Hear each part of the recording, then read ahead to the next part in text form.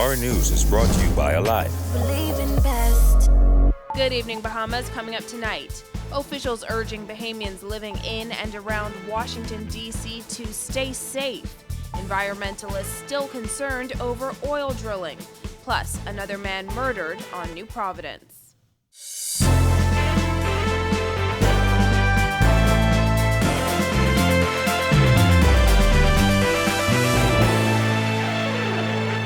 Welcome to our news and thanks for joining us. I'm Christina Dragovich.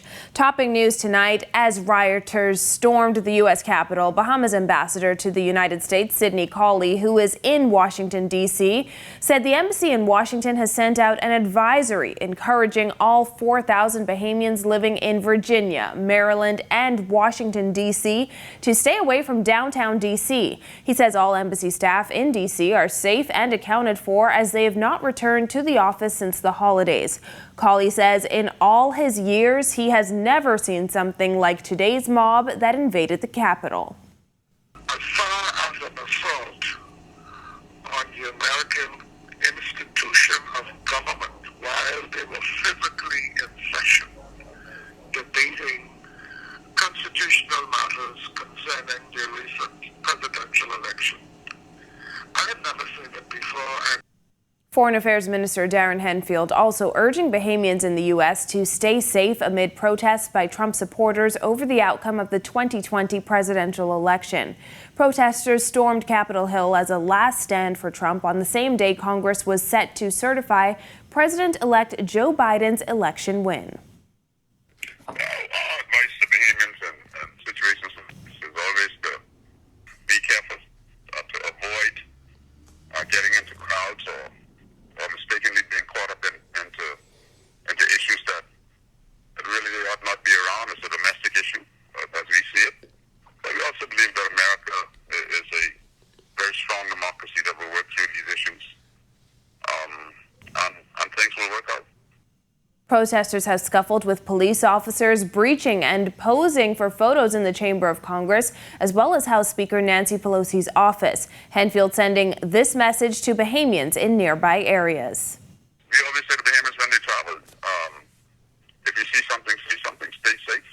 Avoid conflicts as much as you can, and stay safe. In other news, following Tuesday's Supreme Court ruling, environmentalists are concerned over what could happen during exploratory oil drilling underway off the coast of Andros. Kyle Joaquin has more. Whether we like it or not, 70% of our money comes from tourism. Concern lingers about what if something goes wrong while the exploratory oil drilling continues 90 miles west of Andros. On Tuesday, Supreme Court Justice Petra Hannah Adderley dismissed the application by environmental groups Waterkeeper Bahamas and Coalition to Save Clifton Bay for drilling to be halted while the matter proceeds in court. The judge said she took into account the money spent by BPC in preparation for the drilling, as well as the fact that drilling is already 2 weeks in. But Re-Earth Bahamas Executive Director Sam Duncombe says the fear of what could happen is stronger now more than ever, and that it appears the Bahamas is running full speed into an industry that's on its way out. And that has always been my issue. For 30 years, I've been doing this. How in God's name can we be here after 30 years? Because this is so regressive. It's very, very distressing. Of that same view is Bahamas National Trust Executive Director Eric Carey. An accident or an incident threatens so much of what we believe in, what we depend on, what we rely on to survive. An oil spill would decimate and turn our pink sands to black sands, our pink sands to oil sands. The environmentalists are, however, applauding the judge's decision to have a full judicial hearing, which she said would allow the applicants to focus on the process which led to the granting of licenses and ultimately the permission for BPC to carry out its exploratory oil drilling. Since these licenses had been approved and permissions given, there was a new Department of the Environment and Planning created. So, we sure that all of the consultation, etc., required by that department was undertaken. So yes, we're looking to make sure that due legal process was followed. Prime Minister Dr. Hubert Minnis has said he is totally against drilling for oil in Bahamian waters. However, the agreement with BPC was one his government met in place when it took office and could not get out of it. For Our News, I'm Kyle Joaquin. Save the Bay's chairman, Joseph Darville, also reacting to the highly anticipated ruling. Darville says while they did not get everything they were hoping for, they are pleased with the outcome. Jasmine Brown has that. The judge took her time in actually looking at all of the circumstances surrounding that. And with her coming up with a very positive response to our request to proceed with a judicial review, which means that we will have the authority now to carry out investigation into all of the parameters surrounding this whole matter of oil drilling in the Bahamas. Save the Bay's chairman Joseph Darville shared how happy the organization is with the outcome of Tuesday's proceedings. His comments came after Supreme Court Justice Petra Hannah Adderley ruled that Bahamas Petroleum Company's oil drilling exercise may continue, but agreed to allow a full hearing of a challenge against government's decision to approve the drilling. The matter was brought by Waterkeeper Bahamas Limited and Coalition to Save Clifton Bay, Save the Bays, represented by Fred Smith, QC. We need to discover exactly how these permits were given, under what circumstances, how did they originate even to apply for a license. None of this is known to the public at this particular time. And so now with the permission that the judge has given us, we have access to garner all of that information to determine whether or not we could actually stop what has already started and whether or not we could prevent any further drilling for oil in our archipelagic nation. Save the Bays isn't the only one claiming a win. BPC CEO Simon Potter has said he was gratified that the court has acted in a way that will enable Bahamians to learn, likely within 4 to 6 weeks, if theirs is an oil-rich nation. Potter, in a statement released by BPC on Tuesday evening, said the court ruling means that the drilling of Perseverance Number 1 will continue in accordance with BPC's license obligations and consistent with the permits issued to BPC by the government of the Bahamas. When asked how STB could consider it a win, despite the fact that the oil drilling could continue, Darville said this. That's a catch-20 situation for the simple reason that we put that in there, the request for a stay. But in terms of a lot of information that was shared by the company representatives, the lawyers, the judge was convinced that it would not be proper.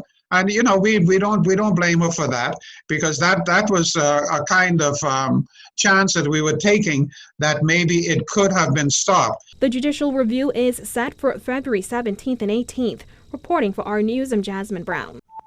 Meanwhile, police are working to see if a recent spike in murders are connected. It comes as authorities reported another murder last night. Jared Higgs has the details. We do understand that there's some speculation on the streets that these incidents may be gang-related. However, we have not fully confirmed those assertions. That was ASP Audley Peters' response when asked whether police have been able to connect a spate of recent homicides. I'm being told by the senior investigator that we're still doing our victimology, trying to confirm these connections. And so until such time, we will go where the evidence leads us. Peters made the comments while speaking to media on the scene of a killing in Montel Heights around 8 p.m. Tuesday night. Reports are that a man was sitting in a yard with a group of men on Lincoln Boulevard South when a lone gunman opened fire on him. We're appealing to members of the public who may have any information in respect to this incident to contact the police. That man's killing was the 6th in 5 days. The uptick has contributed to the belief that 2020's murder count of 74 was largely due to pandemic lockdowns and other measures.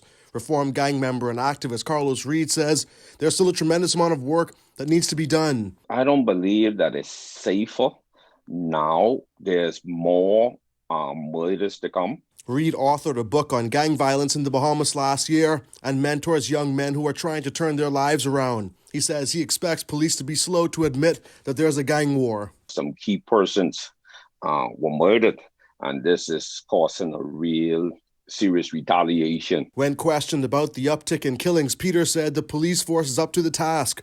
But crime is everybody's responsibility, he says. It seems as if it's a barrage upon us in this new year. But I want to assure the members of the public, do not be discouraged. Reporting for Our News, I am Jared Higgs. And former cabinet minister and central bank governor Sir William Allan has died. He was first appointed as a Free National Movement senator and minister of state in the Ministry of Finance in 1992. In 1994, he was elected to the House of Assembly representing the Montague constituency. The F&M said in a statement, Sir William brought transparency and accountability to the management of the finances of the Bahamas. His intellectual capacity, his authenticity, and seriousness about his job were experienced by all who knew him and who came into contact with him. And it's a little chilly outside the R News studios tonight. Here's Greg Thompson in the Weather Center with the details. Thanks, Christina. In our first look at weather, we take a look at conditions outside our studios. Very nice day around the islands. Temperatures in the comfortable 70s. Right now we're settling into the low 70s, 73 degrees outside our studios with just a few clouds. Most of those are high-level clouds. Winds are light out of the north-northeast at 5 knots. Feels like temperature 73 degrees Fahrenheit. Satellite view, that frontal boundary now parked across the southeast Bahamas, Auckland and Crooked Island, Long Island. You're seeing some cloudy conditions across that area. Some isolated showers, but behind that high pressure will continue to dominate our weather for the next 24 hours. That's your first look at weather. Your extended forecast is still to come. Still to come in news, how proposed travel requirements could impact the Bahamas. Plus, residents react to a possible NIB increase. Stay with us.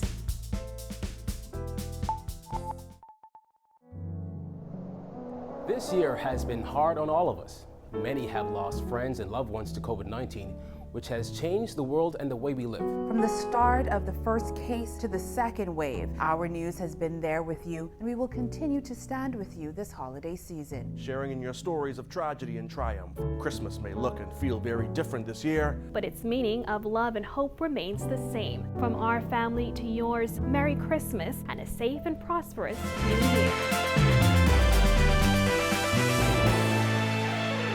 A 23-year-old man appearing before Chief Magistrate Joyanne Ferguson Pratt today for the New Year's Eve murder of Hollis Arana. Police believe Dino Francis intentionally caused Arana's death. Police were alerted to a shooting at Rupert Dean Lane off Poinciana Drive. Arana was transported to hospital in a private vehicle where he died. In court today, Francis was not required to enter a plea and bail was denied. He was remanded until April 7th, 2021. And the Centers for Disease Control and Prevention is expected to expand pre-departure COVID-19 testing, requiring anyone entering the U.S. to present a negative COVID-19 test no more than 3 days old. It's a decision the tourism minister says is a barrier to travel and is urging officials to reconsider. Berthany McDermott has that. Tourism Minister Dionisio de Aguilar called it worrying, concerning, and a major impediment on not only tourism in the Bahamas, but travel to the Caribbean in general. What's worse, he added, is that the Family Islands will be hardest hit by this decision. Think about it. Persons coming to the Bahamas will have to get a PCR test in order to enter the Bahamas, and then they'll have to get a PCR test to return to the United States. There is also the issue of cost for persons returning to the United States. And there's also the issue of actually being able to secure the test. So in Nassau, that might be possible, but certainly in the Family Islands, that is not possible. De Aguilar reasons that after assessing the difficulty of traveling to the destinations, tourists will opt out. But what about the possibility of COVID testing being offered on the Family Islands? Until either the private sector or the government seeks to put PCR testing facilities throughout the length and breadth of the country. And as you can imagine, that's an enormous cost. I don't even know if we have the amount of trained personnel in country in order to do that, provide that service. At this time, de Aguilar says officials feel the Bahamas is a low-risk country for persons returning to the U.S. from the Bahamas. He said major airlines have joined in fighting against the rule. According to an article in Aviation International News, the policy is expected to be released shortly and will mirror requirements that apply to United Kingdom commercial passengers. Under those requirements, passengers from the U.K. must present a negative result from a COVID test taken within 3 days of departure. De Aguilar says he's hoping the CDC assesses the level of spread in each country instead of applying it to all countries. I'm hoping that the United States steps back from this blanket policy to every country across the world and take a more discerning view where they look at a country, look at the level of COVID in that country and assess them on whether they need this test or not. That is the only way This will not have a significant impact on our tourism. The tourism minister said he's in talks with Caribbean ministers of tourism and officials in the U.S. to express the catastrophic impact this will have on the region. Reporting for Our News, I'm Berthany McDermott. In other news, one day after Public Service and National Insurance Minister Brent O'Rourke revealed that government is looking at recommendations to increase NIB contributions, Bahamians are sounding off. Here's Jasmine Brown. Well, our news team took the minister up on his challenge and headed to the streets today to ask members of the public how they feel about a recommendation to increase NIB contributions. Outside Cabinet on Tuesday, Roll said the National Insurance Board may have to increase contributions as a result of the payouts required because of Hurricane Dorian and the COVID-19 pandemic. It's ludicrous. It's ridiculous because that way doesn't sell to me. NIB is one of our biggest resources. We have ministries which goes to NIB for funding. We have my mama, her mama. All of their monies are in NIB. NIB is supposed to have trillions. But Roll noted that even before those events, it had been recommended that contributions be increased to maintain the fund. While no decision has been made about any increase, some of those we spoke to say it is outrageous that the government would even entertain such a recommendation, like these business owners. I don't think National Insurance is doing as good a job as they should be doing, and I don't believe that we should increase the burden on the taxpayers at this moment. I mean, national insurance is the lifeblood of the Bahamian economy. But I think at this present time now, it's not the time to do any type of raising or taxes on the Bahamian people now. Bahamians are now being frustrated, they are overburdened. The COVID-19 pandemic, which saw the global travel industry come to a near halt, came on the heels of Hurricane Dorian, forcing many businesses to close, including hotels that were shuttered for months. Labor officials have said unemployment rates soared to an estimated 40% during the pandemic. Given that more people are in need, there were some who said they see nothing wrong with increasing contributions. The people who working, they have to pay a little more so NIB could get more to help the people. Thanks, Jasmine. There's more news coming up, but first, your RF Market Watch. It's now time for tonight's Financial Market Minute, brought to you by Cable Bahamas Business Solutions. Reporting the for Our News, for I'm all Jasmine your Brown. business needs.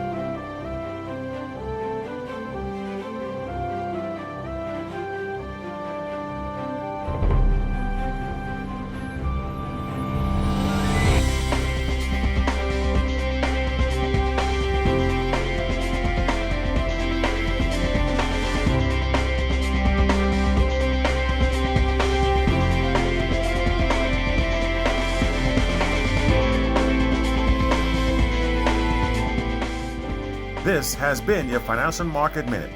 Cable Bahamas Business Solutions, giving you trusted solutions that work for you and your business. Contact us today. Still to come, a family hit hard by the pandemic needs help.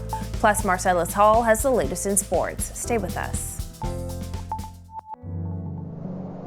This year has been hard on all of us. Many have lost friends and loved ones to COVID-19, which has changed the world and the way we live. From the start of the first case to the second wave, Our News has been there with you, and we will continue to stand with you this holiday season. Sharing in your stories of tragedy and triumph. Christmas may look and feel very different this year, but its meaning of love and hope remains the same. From our family to yours, Merry Christmas and a safe and prosperous New Year.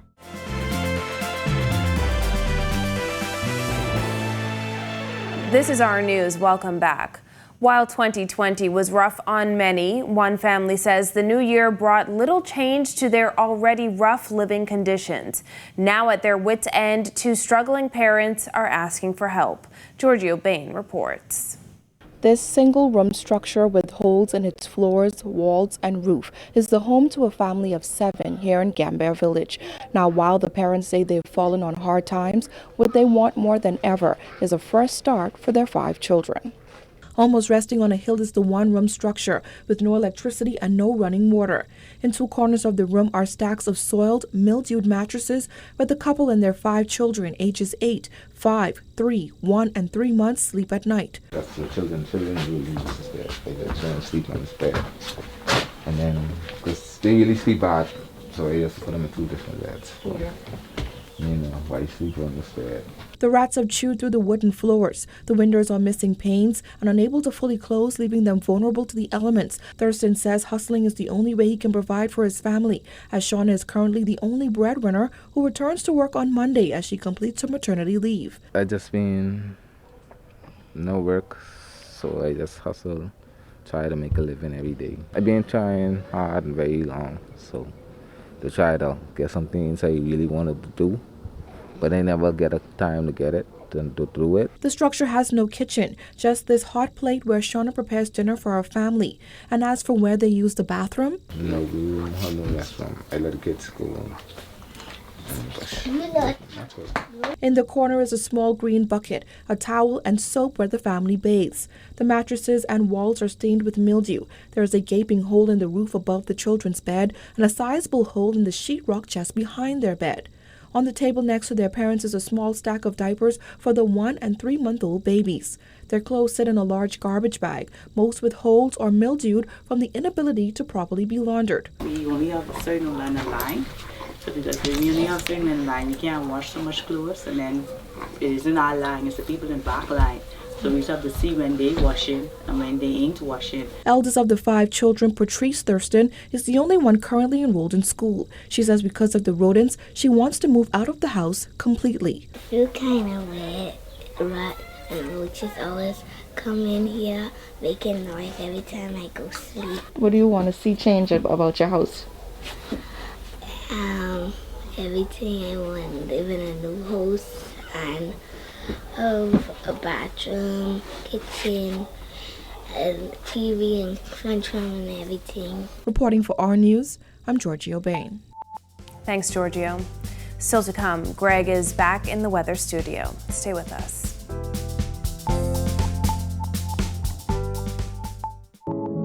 This year has been hard on all of us. Many have lost friends and loved ones to COVID-19, which has changed the world and the way we live. From the first case to the second wave, our news has been there with you, and we will continue to stand with you this holiday season, sharing in your stories of tragedy and triumph. Christmas may look and feel very different this year, but its meaning of love and hope remains the same. From our family to yours, Merry Christmas and a safe and prosperous New Year.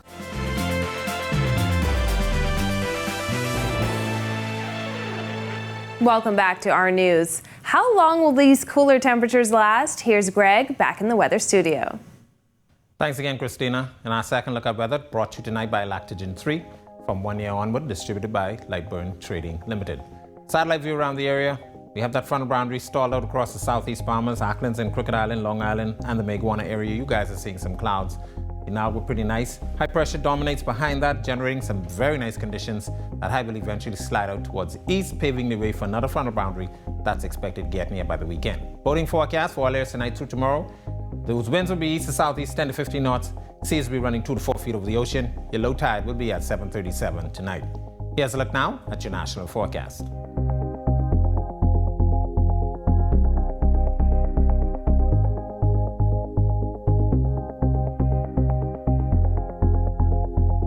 A look now at your extended forecast through Monday.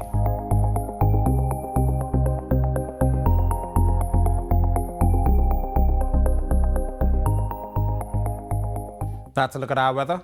Have a safe night, everyone. Christina? Thanks, Greg. Well, a major opportunity for a young Bahamian basketball player. Marcellus Hall tells us more. All right, thanks, Christina. Welcome to our sports, everybody. I'm Marcellus Hall. They say when opportunities come, it's always best to take full advantage. That's certainly the situation with one of our young Bahamian basketball players who is getting the opportunity now to head to the NBA Academy. Today, another banner day for Bahamian basketball as Bahamas Elite Sports Academy announcing that one of its students will be headed to the NBA Academy in Mexico. Frederick King will now look to continue his development as a basketball player, hoping to take full advantage of the opportunity presented to him. School President Rodney Curry talked about how it all came to take place. And this year, we had to take a different direction, and we had to do a cyber showcase. And not knowing that today, the result of that showcase would have been this young man having the opportunity to go to further his studies and to also elevate his skills. So today, I must say that it's nothing that God can't do. doesn't matter what the enemy or what Satan may plan. He didn't have the opportunity to actually have the traditional showcase. But it shows me that once you put your mind and effort and resources in anything, everything is possible. Bahamas Basketball Federation President Mario Boleg also in attendance. This opportunity that will be presented to Frederick is going to allow us to have another Bahamian player in the pipeline that stands a great chance of making it to the NBA. But it shows the great improvement in the development of the game, of the players in this country. And of course, we are very happy. When I got the call from the NBA Academy of their interest in King, I said to them that once they speak to Curry, I don't see it should be a problem. I spoke to his father myself, and I'm just happy that this day is here, and Frederick has the opportunity to better his skills at a high level and given an opportunity to become a professional and a collegiate basketball player sometime in the future. King, a native of Andros who attended C.I. Gibson last year, will leave town tomorrow to begin this latest leg of his basketball career. And that's a check on sports for you here on this Wednesday. I'm Marcellus Hall. Back to you, Christina. Good job. Thank you for joining us for our news tonight. On behalf of the entire team, I'm Christina Dragovich. We'll see you right back here tomorrow night. Have a beautiful evening, Bahamas.